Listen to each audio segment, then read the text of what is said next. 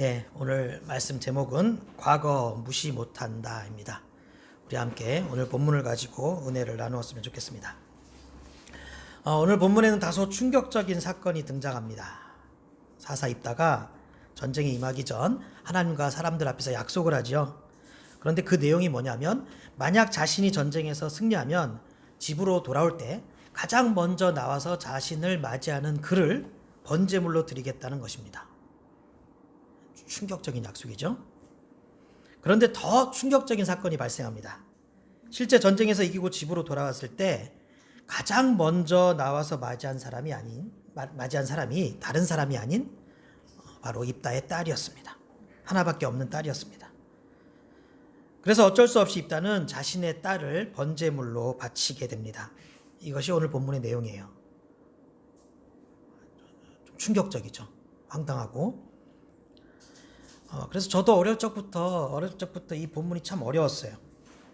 왜냐하면 다양한 해석이 있더라고요.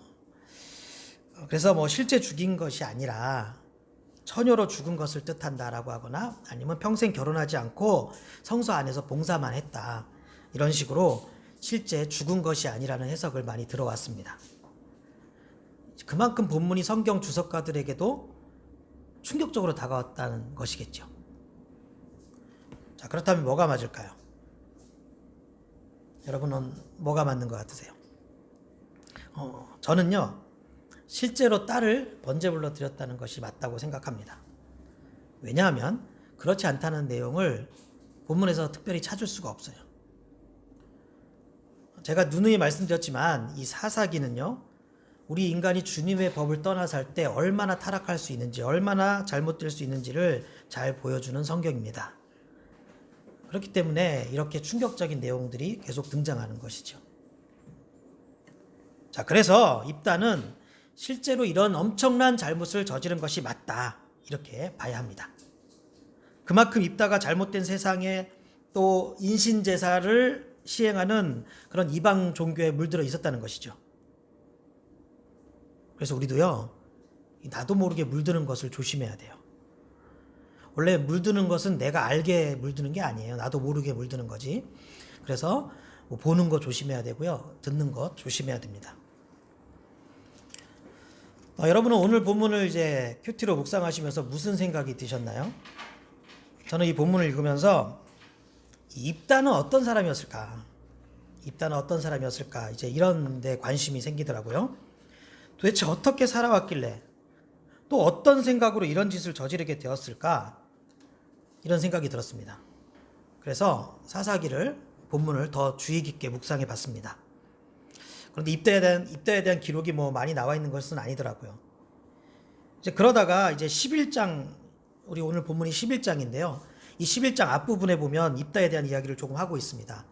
그 부분을 보니까 어느 정도 오늘 본문 해석이 되더라고요. 우리 함께 11장 1절로 한번 가봤으면 좋겠습니다. 사사기 11장 1절 한번 앞부분으로 가보죠. 1절에 보면 길르앗 사람 입다는 큰 용사였으니 기생이 길르앗에게서 낳은 아들이었고, 출생부터 사연이 있죠. 기생이 나왔다고 합니다. 그러니까 길르앗 집안에 적자가 아니었다는 거예요. 우리 적자, 서자 이런 말 하잖아요. 그런데 그럼 서자였냐? 이거 참 서자라고 하기도 애매해. 무슨 둘째 부인이나 처백에서 난 것도 아니고 기생이 나왔다고 하니까요. 보통 이런 경우를 뭐라고 하죠? 사생아라고 합니다. 2절도 한번 보겠습니다. 길르앗의 아내도 그의 아들들을 낳았더라. 그 아내의 아들들이 자라매 입다를 쫓아내며 그에게 이르되 너는 다른 여인의 자식이니 우리 아버지의 집에서 기업을 잊지 못하리라 한지라. 여러분, 이 부분에서 특별한 점이 발견되시나요? 좀 특이한 것이 있죠. 이 기생에서 낳은 아이인데도 다른 아이들과 함께 한 집안에서 자랐다는 거예요. 이 당시에는 성전 창기들이 있었어요. 그리고 또 일부 다처제가 존재했어요. 그래서 이렇게 배다른 아이들이 한 집에서 이렇게 모여 사는 경우가 흔했던 것 같습니다. 자, 그런데 문제는 입다가 쫓겨났다는 것이죠. 그 집안에서. 왜 쫓겨났을까요? 입다가 집안의 수치다, 이런 이유로 쫓겨난 게 아니었습니다. 이유가 뭡니까? 유산 때문이었어요. 다른 아들들이 자기들이 더 많은 유산을 차지하기 위해서 입다를 쫓아낸 거예요. 입다 입장에서는 억울하고 속상한 일이죠. 그래서 삐뚤어지기 시작했던 것 같습니다. 3절 보겠습니다. 이에 입다가 그의 형제들을 피하여 돕당에 거주하매 잡류가 그에게로 모여와서 그와 함께 출입하였더라. 입다는 돕이라는 땅으로 가서 잡류와 어울려서 왔습니다. 이 잡류가 뭐냐? 사전적인 의미는 이런 게 있어요. 생활의 안정을 얻지 못해서 유리하는 사람들, 뭐 이런 뜻이 있어요. 재밌는 것은 이 4세기 때 쓰여진 라틴어 성경이 있어요. 불가타 성경이라고, 라틴어로 번역된 성경. 이 구절을 이렇게 기록하고 있습니다. 도둑들이 그에게로 모였으며 그들은 그와 더불어 지냈다. 자, 그러니까 어떤 그림인지 대충 상상이 되시죠? 한마디로 사회적 갱단이 만들어진 거예요. 여기서 생각나는 인물이 있죠? 우리나라 홍길동. 그렇죠? 홍길동도 서자의 서름을 안고 밖에 나가서 그 떼를 만들잖아요. 도적대. 물론 입다는 나중에 그 민족의 지도자, 사사가 되었으니까 홍길동보다는 출세하고 성공했죠. 어찌되었건 그렇지만 입다가 어떤 삶을 살았습니까? 한마디로 입다의 정체성 뭐예요? 잡류들의 지도자. 자, 요즘 말로 더 쉽게 표현하면 건달, 깡패, 조폭 뭐 이런 집단을 이끌었다는 거예요. 바로 이 부분이 입다가 살아온 모습을 보여주는 부분입니다. 그렇다면 오늘 본문에서 입다의 서원하는 모습이 좀 이해가 되지 않습니까?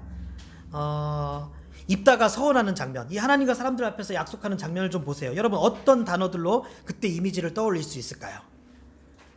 거칠지요? 가장 먼저 환영하러 그것도 참 그래요. 뭐 도망가는 사람을 번제물로 바친다는 것도 아니고 승리해서 축하하면서 좋아하는 사람을 번제물로 바치겠다라는 이 생각, 이 발상, 이 말이요 거칠잖아요. 무식하죠? 무모합니다. 또 감정적이지요? 폭력적이지요? 비인격적입니다. 뭐 사람 한 명쯤은 제물로 뭐 하나 바칠 수도 있지 뭐 이렇게 생각하는 거예요. 자, 그러니까 입다는 깽단을 이끌면서 생활하던 그 과거의 습관들이 몸에 밴 거예요. 몸에 밴 거예요. 그게 입다의 가장 큰 문제였습니다. 저는 그래서 입다가 살아온 길을 하나하나 관찰하다 보니까 떠오르는 딱 한 문장이 있었습니다. 과거 무시 못한다는 거예요. 여기서 제가 말하는 과거는요, 출신을 말하는 게 아니에요. 행적을 말하는 거예요. 행적. 어떻게 살아간다. 그래서 입다가 기생의 아들로 태어났다, 이거 아무 문제 되지 않아요. 문제는 뭐냐?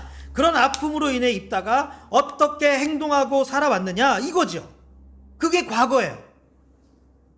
물론 입다는 원치 않게 아픔을 겪었습니다. 하지만 그럼에도 불구하고 여호와의 율례를 붙잡고 살았어야 됐어요. 사람은 누구나 본인이 감당해야 될 그런 짐이 있어요. 뭐 입다만 그렇게 억울합니까? 모든 사람 다 마찬가지예요. 입다만 억울한 일을 당합니까? 모든 사람들은 다 억울하고 서러운 일을 다 당하게 되어 있어요. 하지만 그렇게 원치 않는 아픔과 서러움을 당하는 일이 있다고 하더라도 사람들은요, 누구나 그렇게 각자의 아픔을 가지고 살아가는 거예요. 하지만 문제는 뭐야? 그것으로 어떻게 행동하고 사느냐, 이게 문제이죠. 저는 어머니 뱃속부터 이제 신앙생활을 했다는 거, 소위 모태신앙입니다. 여기도 모태신앙 많이 계실 텐데요. 그런데 제가 이 모태신앙이라는 것 때문에 종종 위축되는 경우가 있었어요, 살면서. 그게 언제냐면요, 부흥회 같은 데 참석할 때. 그 부흥회 같은 데 참석하면 강사 목사님들이 오셔갖고 간증도 하고 막 설교하시잖아요. 그런데 그런 분들 거의 다 과거의 주님을 잘 모르고 막 살았다가 어떤 계기가 있어서 강한 성령의 체험을 받고 그래서 주의 종이 된 그런 케이스, 그런 분들이 많더라고요. 그러다 보니까요, 소위 그 깨지고 은혜 받은 막 그런 체험들이요, 진짜 드라마틱해요. 여러분도 몇 번 들어보셨을 거예요. 그래서 막 성령의 불체험을 받아서 뭐 대굴대굴 굴렀다고도 하고, 뭐 너무 뜨거워갖고 막 견디지 못해서 타 죽는 줄 알았다고 하고, 갑자기 내 혀가 막 말리면서 막 방언이 막 터져 나왔다고 하고, 환상이, 하늘이 열리고 막 환상이 보이고 막, 그죠? 난리 나죠. 막 천사 마귀 막 보고, 그러다가 막 이상하게 힘이 생기고 기쁨이 넘치고, 그래갖고 막 기도원에서 내려와서 병든 사람을 위해서 기도했더니 병든 사람이 막 할렐루야 그러고 일어나고, 좀 드라마틱하죠. 자, 그래서 이제 그런 체험을 통해서 신학교에 가고 목사님이 되었다. 뭐 이제 이런 얘기를 많이 하십니다. 그런 간증 들으면 제 마음이 어떨까요?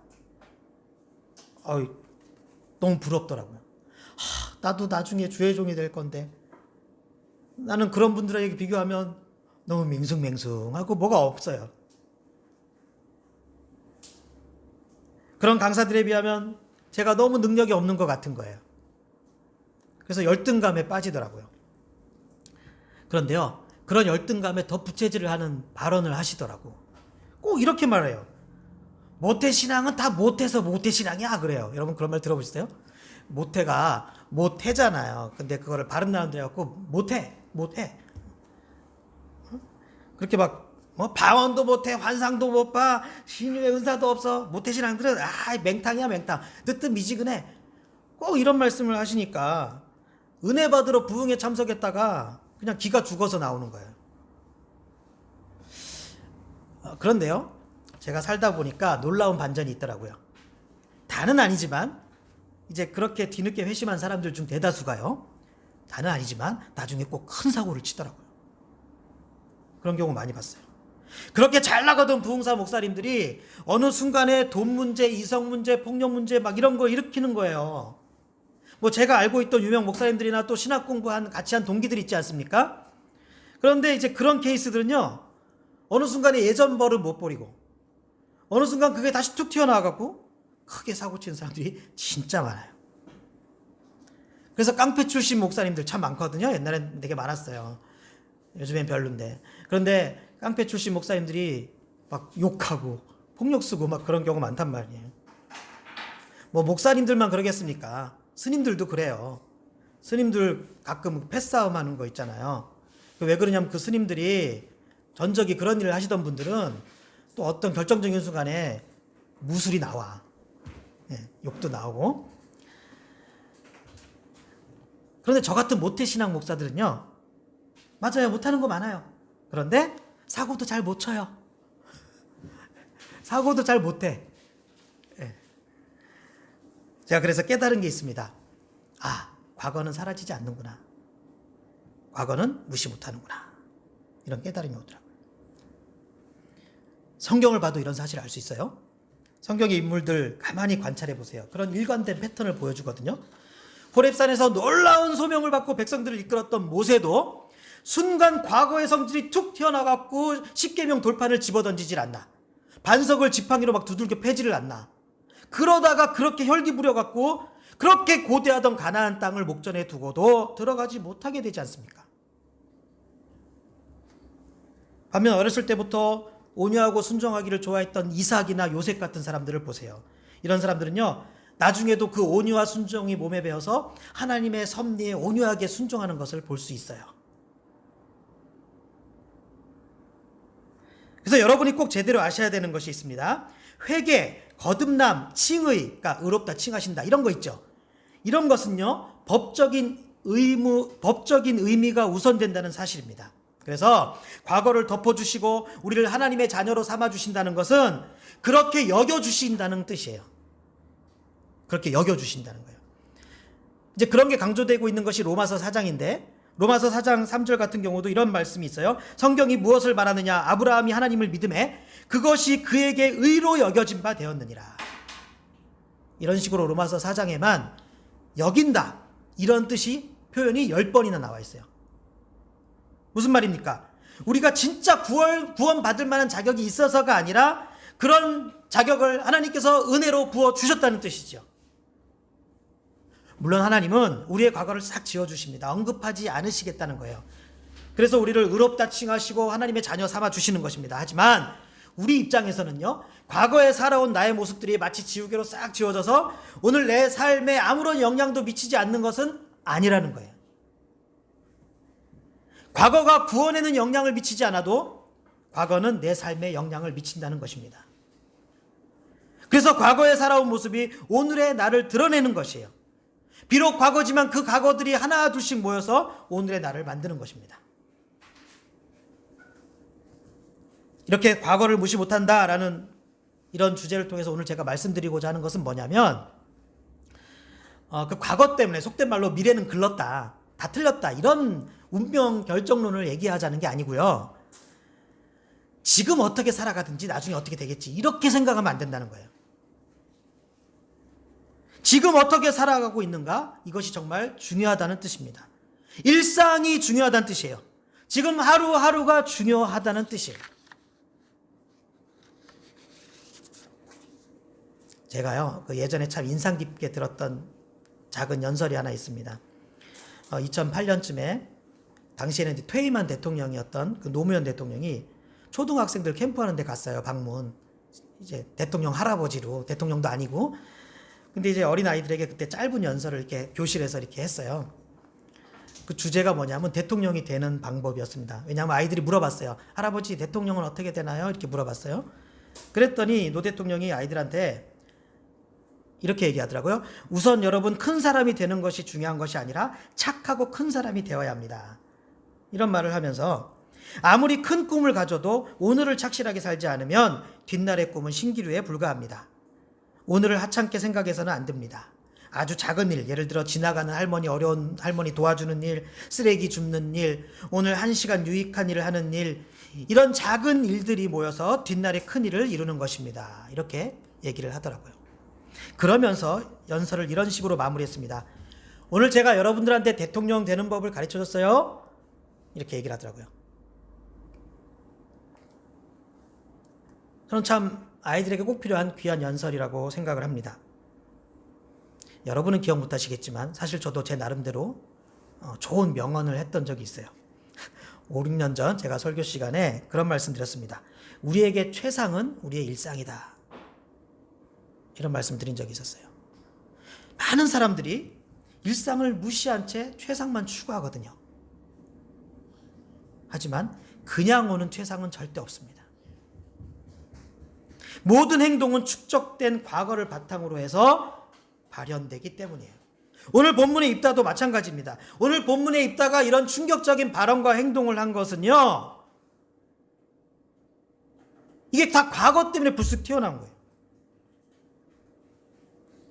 입다가 집에서 억울하게 쫓겨났습니다. 그리고 입다는 그런 과거를 이유로 불량배와 어울리면서 자기의 과거, 그걸 바탕으로 해서 탈선을 합리화시켰어요. 물론 나중에 이스라엘 민족의 사사가 되고 개과천선을 한 것 같았지만 입다의 과거 시간들은 한켠에 차곡차곡 쌓여져서 오늘 본문의 패역한 행동으로 이어진 거예요.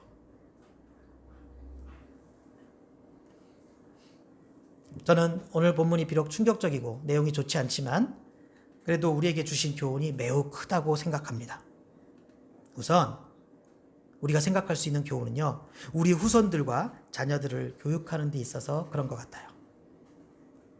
여러분의 아이가 나중에 갑자기 훌륭하게 되고 훌륭하게 잘 성장하는 것 절대 아닙니다. 여러분 아이가 오늘 하루를 어떻게 보냈느냐가 여러분 아이의 미래를 그대로 반영합니다. 때문에 지금부터 차근차근히 주의 말씀에 따라 양육하셔야 돼요. 그래서 말씀 교육을 대수롭지 않게 생각하거나 나중에 커서 때가 되면 신앙생활 잘하겠지 이렇게 생각하시면 안 된다는 거예요. 그래서 자신의 자녀들을 세계적 리더로 키우고자 하는 그 열망이 어느 누구보다도 강했던 그 유태인들이 왜 그렇게 성경 교육을 가장 중요시했는지 그것을 한번 우리가 생각해 봐야 합니다. 성경만 제대로 가르쳐도 지혜와 총명이 충만해집니다. 여러분 잘 아시는 디모데후서 말씀에도 보면 또 어려서부터 성경을 알았나니 성경은 능히 너로 하여금 그리스도 예수 안에 있는 믿음으로 말미암아 구원에 이르는 지혜가 있게 하느니라. 모든 성경은 하나님의 감동으로 된 것으로 교훈과 책망과 바르게 함과 의로 교육하기에 유익하니 이는 하나님의 사람으로 온전하게 하며 모든 선한 일을 행할 능력을 갖추게 하려 함이라. 따라서 오늘 내가 내 아이에게 하루하루 주의 말씀을 어떻게 가르치고 있는지 그것이 바로 내 아이의 미래를 결정짓는 거예요. 그런가 하면 오늘 본문은 우리 자신에게도 중요한 교훈을 주십니다. 자, 우리의 인생이라는 것이요, 어느 순간 성령의 불체험을 해갖고 특별한 아주 놀라운 회심의 사건으로 인해서 갑자기 승리의 인생이 되는 것 아니에요. 새로운 삶으로 어느 날 갑자기 바뀌는 것 아니에요. 그게 아니고 오늘 하루하루가 쌓여지고 그것이 내 미래의 윤곽이 드러나게 되는 거예요. 여러분 돈도 그렇잖아요. 돈도 티끌 모아 태산이라고. 한 푼 한 푼 꾸준하게 저축하고 투자하고 뭐 이렇게 해갖고 자산이 늘어나지. 로또 같은 게 당첨되고 어느 날 확 늘어난다? 이거 확률 제로예요. 우리 인생도 마찬가지입니다. 큰 거 한 방으로 어떤 내 인생의 대전환이 이루어지기를 바라지 말고 지금의 작은 일상에 승부를 걸어야 된다는 거예요. 지금 일상을 상대적으로 무시하면서 어느 순간에 행운이나 특별한 계기를 바란다면 그 일종의 인생 한탕주의입니다. 헛된 거예요. 지혜가 없는 거예요. 그래서 우리는 무엇인가 큰 일을 해보겠다고 또 복을 맛보겠다고 성령의 특별한 능력을 구하려 하지 말고 나의 일상에 성령의 역사하심이 꾸준하게 나타나기를 간구해야 되는 거예요. 쉽게 말해서 오늘 하루의 큐티, 그 묵상의 시간들이 내 미래를 결정짓는 것이고 또 오늘 하루의 그 묵상의 시간이 나를 축복받을 수밖에 없는 체질로 만들어 준다는 것입니다.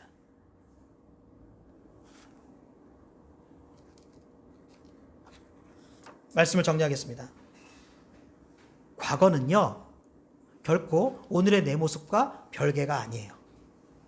과거 무시 못합니다. 마찬가지로 오늘 어떻게 살아가고 있느냐가 곧 나의 미래라는 것입니다. 이것이 바로 오늘 하나하나의 행동과 하나하나의 선택에 신중해야 할 이유입니다. 이제 우리 모두 경각심을 가지고 우리의 매일매일의 일상들을 소중히 잘 갖고 나갔으면 좋겠습니다. 그래서 하나님께 끝까지 아름답게 쓰임받을 수 있기를 예수님의 이름으로 축원합니다.